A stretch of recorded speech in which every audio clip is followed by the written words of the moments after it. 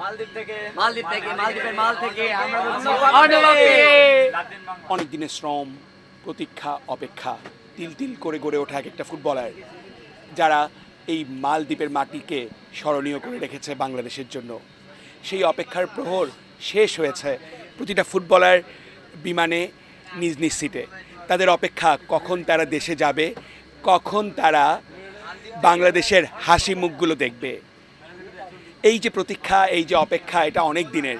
তার আগে নারী ফুটবলাররা একাধিকবার ছাদ খোলা বাস পেয়েছে, কিন্তু ছেলেরা এবারই প্রথম। ওদের জন্য রাস্তার দুই পাশে সবাই অপেক্ষা করবে। সেই মুহূর্তগুলো দেখার জন্য উদগ্রীব হয়ে আছে প্রতিটা ফুটবলার। এবারের মালদ্বীপ সফর যেন বাংলাদেশের জন্য ঐতিহাসিক সফর। মালদ্বীপের মাল থেকে আমরা বলছি লাতিন বাংলা